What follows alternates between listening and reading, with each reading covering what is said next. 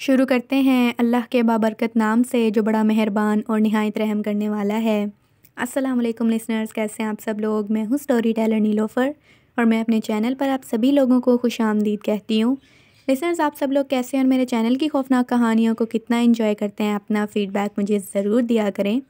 और जहाँ जहाँ से भी लोग मुझे सुन रहे हैं, मेरी कहानियों को सुन रहे हैं, वो कमेंट में ज़रूर बताइएगा कि आपके वहाँ का वेदर कैसा है, क्योंकि यहाँ बहुत ज़्यादा ठंड है और ये विंटर हॉरर स्टोरी सीज़न है।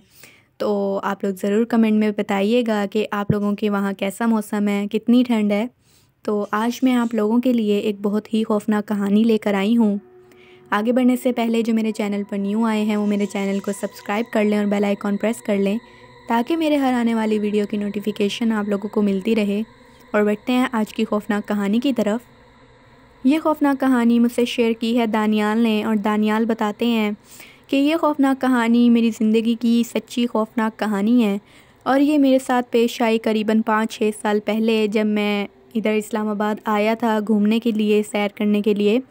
हम लोग रहते तो फैसलाबाद में हैं, तो इस्लामाबाद में हमारे कुछ फैमिली फ्रेंड्स हैं मेरे अब्बू के, और वहाँ हम लोग घूमने के लिए गए थे इस्लामाबाद। फ़र्स्ट टाइम लाइफ में हम लोग इस्लामाबाद गए थे, पहले कभी हम लोग वहाँ पर नहीं गए थे। और ये वाक़या मेरे साथ कुछ इस तरह पेश आया कि हमारी छुट्टियाँ थी, मेरी छोटी बहन माहिरा और मैं, हम लोगों की कॉलेज की छुट्टियाँ थीं। तो मेरे जो अब्बू थे वो बहुत ज़्यादा बिज़ी रहा करते थे अपने काम में, ऑफ़िस वर्क में। तो अब्बू ने एक दिन हम लोगों को बोला कि अगर आप लोगों ने छुट्टियों में कहीं जाना है तो आप मुझे बता दो, हम लोग फिर कुछ दिन के लिए घूम फिर कर आ जाएंगे। हम लोग बहुत ज़्यादा खुश हो गए, क्योंकि अब्बू जो थे वो ज़्यादातर बिज़ी रहते थे और बिल्कुल भी मतलब एक होता है कि बंदा टाइम नहीं दे पाता अपनी फ़ैमिली को। तो अब्बू ऐसे ही थे, वो बिल्कुल हमें टाइम नहीं दे पाते थे। कोशिश वो बहुत करते थे, लेकिन बस उनके काम जो थे वो बहुत ज़्यादा हुआ करते थे ऑफ़िस के। उन दिनों अब्बू को भी छुट्टियाँ थीं और सर्दियों का ही मौसम था, और यही इसी मौसम में हमारी जो छुट्टियाँ हुई थी, तो हम लोगों ने भी सोचा कि हम लोग जाकर थोड़ा घूम फिर लेंगे। तो हम लोगों ने डिसाइड किया, और क्योंकि हमारे वहाँ कुछ फैमिली फ्रेंड्स भी थे इस्लामाबाद में, इसलिए हम लोगों ने अब्बू से ये बोला कि अब्बू हम लोग इस्लामाबाद चलते हैं, वहाँ पर घूम फिर लेंगे और उनसे भी मिल लेंगे। काफ़ी टाइम हो गया है, अंकल से हम लोग नहीं मिले। तो जो मेरे अब्बू थे वो भी मान गए और उन्होंने कहा कि ठीक है, मैं उसे ना फ़ोन करके बोलता हूँ कि किसी अच्छे से होटल में हमारी बुकिंग करवा दे पहले से, ताकि हमें कोई प्रॉब्लम ना हो। तो अब्बू ने उन्हें जब कॉल की अंकल को, तो अंकल ने कहा कि ठीक है, मैं आप लोगों की बुकिंग करवा देता हूँ। लेकिन जब हमारे जाने का टाइम आया, जब हम लोग गाड़ी में बैठने ही लगे थे, तो अब्बू के दोस्त का, उन्हीं का फ़ोन आया अंकल का, और उन्होंने ये बोला कि मैं बुकिंग करवाने गया था, काफ़ी होटल्स में मैं गया, लेकिन विंटर सीज़न है, लोग छुट्टियाँ हैं, बाहर निकले हुए हैं घूमने के लिए, तो सारे होटल जो हैं वो बुक हैं। और एक होटल है, लेकिन वो थोड़ा सा ना मतलब दूर पड़ेगा तुम्हें आबादी से, क्योंकि जो बाकी होटल्स थे, जो फेमस होटल्स थे, वो तो बिल्कुल एक होते हैं, आबादी के साथ होते हैं। तो वो जो होटल था, अंकल ने बोला कि वो थोड़ा दूर है, अगर आप लोग चाहें तो मैं वहाँ पर 2 रूम्स हैं, मैंने वहाँ पूछा है, तो 2 रूम्स हैं और वो आप लोगों को वो दे देंगे अगर आप चाहें तो। तो जो मेरे अब्बू थे, अब हम लोग तो तैयार हो गए थे, अब बिल्कुल भी हम ये तो नहीं कर सकते थे कि नहीं हम नहीं जाएंगे ऐसे वैसे। तो अब्बू ने कहा कि ठीक है, आपको जैसा ठीक लगे आप उधर जाके बुकिंग करवा लें। अंकल ने वहाँ पे बुकिंग करवा ली। उस दिन हम लोग जब पहुँचे इस्लामाबाद, हम लोग करीबन रात के 10 या 11 बज गए थे हमें पहुँचते पहुँचते। तो बीच में क्योंकि हम लोग बहुत ज़्यादा एंजॉय करते हुए और हर जगह पे हम हर स्पॉट पे रुकते हुए जा रहे थे, तो अचानक से जब हम लोग पहुँचे उस होटल में, अंकल हमारे साथ थे, उनको हमने रास्ते में से पिक कर लिया था। तो अंकल हमारे साथ थे, वो हमें होटल लेके गए, उन्होंने हमें होटल दिखाया। और वो जो होटल था वो थोड़ा वीराने में था, लेकिन वो होटल जो था वो अच्छा बना हुआ था, काफ़ी अच्छा फर्निश्ड हुआ हुआ था।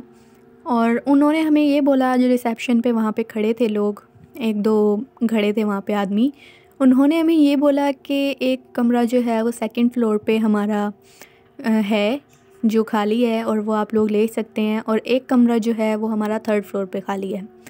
अब हम लोगों को तो चाहिए थे एक ही फ्लोर पे, क्योंकि हम फैमिली थे, तो हमने उनसे ये बोला कि आप हमें एक ही फ्लोर पे अगर दे दें तो वो ये कहने लगे कि हर जो सारे कमरे हैं वो बिल्कुल बुक हैं, फुल हैं, और हम लोग बिल्कुल भी आप लोगों को 2 कमरे एक फ़्लोर पे नहीं दे सकते, तो आप लोग देख लें अब। तो फिर हम लोगों को मानना पड़ा, क्योंकि रात भी हो गई थी, हम थके हुए भी बहुत ज़्यादा थे, हम लोग वहाँ पे फिर चले गए। जो थर्ड फ्लोर का रूम था वो मैंने ले लिया और मैंने अकेले रहना था, और जो सेकंड फ्लोर का रूम था वो मेरे अम्मी अब्बू ने ले लिया। मेरी बहन जो थी मायरा, वो लोग वहाँ पर उन्होंने अपना बैग वगैरह रख लिए, और फिर अब्बू ने मुझे ये बोला कि तुम जाकर अपने बैग्स वगैरह रख दो और फिर हम लोग डिनर करने बाहर चलते हैं। तो अंकल जो थे वो तो वापस चले गए थे हमें वहाँ होटल छोड़ के। तो जैसे ही मैं उस रूम की तरफ गया, जो रूम उन्होंने मुझे दिया था, उस रूम की मेरे पास कीज़ थी। तो मैंने जैसे ही उस रूम को खोला, अचानक से मुझे उस रूम में से बहुत गंदी स्मेल आई। बहुत ज़्यादा ऐसी स्मेल आई मुझे जैसे कोई वहाँ पर जानवर या कोई गोश्त वगैरह वहाँ पे रखा हुआ है और वो काफ़ी दिनों से वहाँ पर पड़ा हुआ सड़ रहा है। मुझे ऐसी स्मेल आई, मैं बहुत ज़्यादा हैरान हो गया कि रूम तो बिल्कुल साफ़ है और कोई इधर मुझे तो ऐसी वैसी चीज़ नज़र भी नहीं आई वहाँ पे, जिसको देख के मैं ये कह सकूँ, मतलब मैं ये कह सकूँ सॉरी, कि यहाँ से स्मेल आ रही होगी।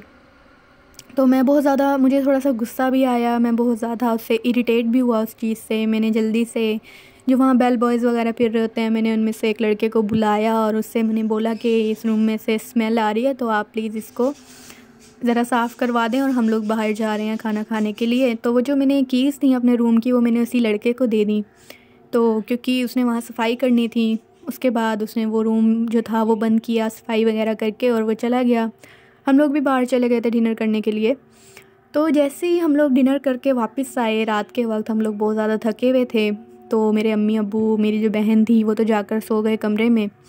तो मैं थर्ड फ्लोर की तरफ जाने लगा, तो मुझे ऐसे लगा कि जैसे बाहर जो कमरों के बाहर जगह होती है चलने फिरने की, वहाँ पर मुझे ऐसे लगा जैसे कोई चल के मेरे रूम की तरफ गया है, मतलब उस साइड पे। तो मुझे लगा कि होंगे लोग यहाँ पर, सारे रूम फुल हैं तो कोई फैमिली में से होगा किसी की, तो फिर रहा होगा इधर उधर। तो जैसे ही मैं अपने रूम की तरफ गया, जो मेरा रूम था वो लास्ट था, उसके साथ बस दीवार थी और कोई रूम भी नहीं था आगे। तो जैसे मैं अपने रूम की तरफ गया, वहाँ मुझे कोई नज़र ही नहीं आया, हालांकि मैं बिल्कुल लास्ट पे ही था स्टेयर्स के, जब मैंने किसी को चलते हुए देखा। तो मैंने उस बात को ज़्यादा नोटिस नहीं किया क्योंकि मैं बहुत ज़्यादा थका हुआ था। इसीलिए मैं अपने रूम में चला गया और जाकर मैंने रूम को अपने लॉक किया और लॉक लगाकर मैं जाकर बेड पर सो गया। सर्दियों का मौसम था, ठंड भी बहुत ज़्यादा थी वहाँ पे, तो मैं सोया हुआ था। रात के करीबन 2:30 या 3 बजे का टाइम था, मुझे एग्जैक्ट टाइम याद नहीं है कि क्या था। तो अचानक से मेरी आँख खुली, मुझे नहीं पता कैसे, किस आवाज़ से मेरी आँख खुली, लेकिन जब मेरी आँख खुली तो मैंने ये देखा कि मेरे जो दरवाज़ा है वो खुला हुआ है, मेरे रूम का दरवाज़ा, और उस दरवाज़े के बीच में से मुझे कोई झांक के देख रहा है। मतलब किसी का फेस मेरे कमरे के अंदर है और वो मुझे झांक के देख रहा है अंधेरे में। पूरे रूम में अंधेरा हुआ था। तो जैसे ही मैंने ये देखा, मैं थोड़ा सा ना हैरान हो गया, पहले थोड़ा परेशान भी हो गया कि ये कौन है। लेकिन नींद मुझे इतनी आई हुई थी, मैं इतना ज़्यादा थका हुआ था कि मुझे ये लगा कि शायद मेरी बहन होगी, रात के वक्त वो देखने आई होगी कि मैं, मतलब उसे कोई ज़रूरत होगी मेरी किसी चीज़ वगैरह की, तो वो लेने के लिए आई होगी। मैंने उसे आवाज़ भी नहीं दी, मैंने कुछ भी नहीं किया, मुझे नींद बहुत ज़्यादा आई हुई थी और मैं सो गया। अगले दिन जब मैं सुबह उठा, मुझे वो बात बिल्कुल भी याद नहीं थी कि कोई मेरे कमरे में ऐसे झांक के देख रहा था। मैंने किसी से पूछा भी नहीं, मैंने अपनी बहन से भी नहीं पूछा। अगले दिन हम लोग घूमे फिरे, हमने बहुत ज़्यादा इंजॉय किया वहाँ पे।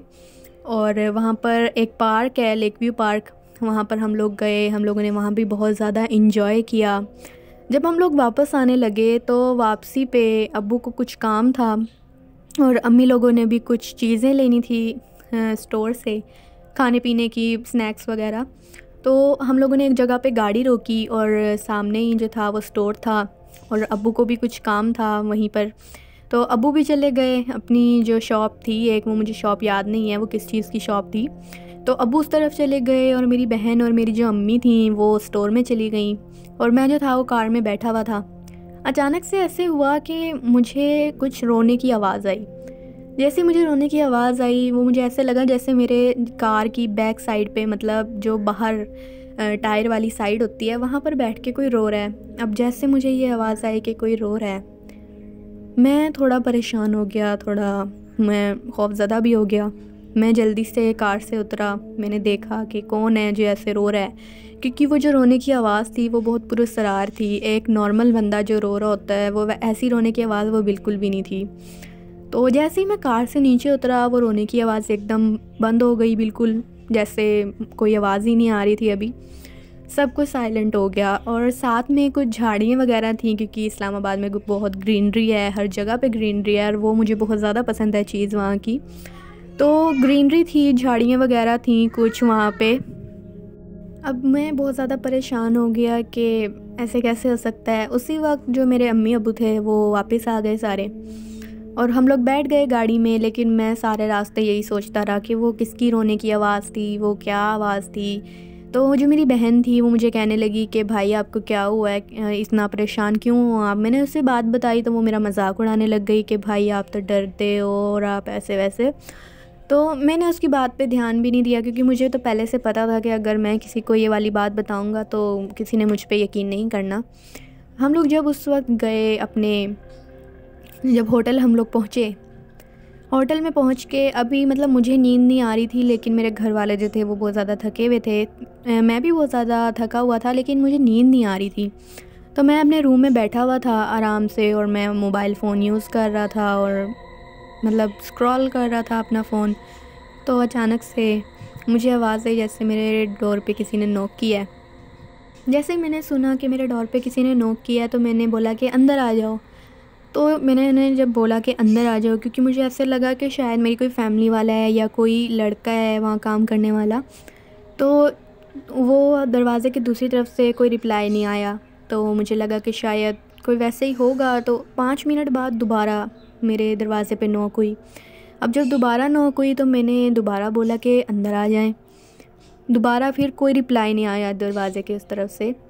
तो मैं उठा और मैंने देखा कि बाहर जाके देख लेता हूँ कि कौन है ये, मुझे कोई तंग करने की कोशिश तो नहीं कर रहा, कोई बच्चा वच्चा तो नहीं है।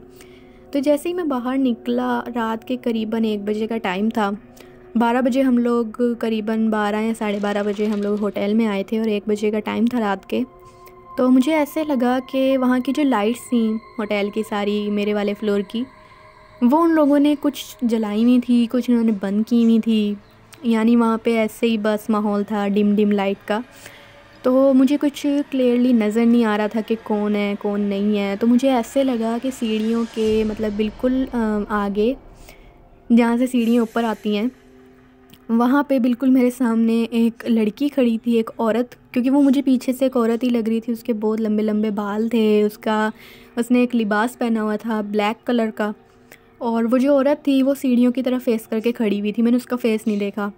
जैसे ही मैंने उसे देखा तो वो जो औरत थी वो जल्दी से भागती हुई नीचे चली गई। अब जब वो भागती हुई नीचे गई तो मैं उसके पीछे जाना मैंने मुनासिब नहीं समझा, क्योंकि मैंने कहा शायद कोई फैमिली वाली यहाँ पे कोई होगी, तो मैं इसके पीछे जाता हुआ ऐसे ठीक नहीं लगता। तो लेकिन मुझे उसका भागना, उसका खड़े होना वहाँ पे मुझे बहुत ज़्यादा पुरस्कार लगा, क्योंकि नॉर्मल इंसान का तो बिल्कुल भी ऐसे वो भागता नहीं है या कुछ भी हो। मैं बहुत ज़्यादा परेशान हो गया इन सारी चीज़ों से, क्योंकि हम लोग वहाँ घूमने फिरने आए थे और मेरे साथ ये वाक़यात होना शुरू हो गए थे। मुझे बिल्कुल भी अंदाज़ा नहीं था कि मेरे साथ ये जो भी कुछ हो रहा है ये कोई पैरानॉर्मल एक्टिविटीज़ हैं या कोई घोस्ट वगैरह ऐसी कोई बात हो सकती है। तो मैंने अपनी अम्मी को अगले दिन ये बात बताई, तो अम्मी ने मुझे बोला कि तुम इन बातों पर ध्यान मत दो। उस दिन हम लोगों ने उन्हीं अंकल के घर जाना था, क्योंकि हमने उस दिन वहाँ से वापस आना था इस्लामाबाद से। तो हम लोग जब अंकल के घर गए, वहाँ पर सारे बातचीत कर रहे थे बैठे हुए और बहुत ज़्यादा हंसी मजाक कर रहे थे। तो मैं वहाँ पर चुप बैठा था और मुझे समझ नहीं आ रही थी कि मतलब मुझे ऐसे लग रहा था जैसे मेरा माइंड जो है वो मेरे कंट्रोल में नहीं है बिल्कुल ना। और मैं वहाँ पे बैठा बस उनको देख रहा था और बिल्कुल चुप। और वो मुझसे पूछ रहे थे कि बेटा तुम बात क्यों नहीं कर रहे, तुम बोल क्यों नहीं रहे, क्या हुआ है।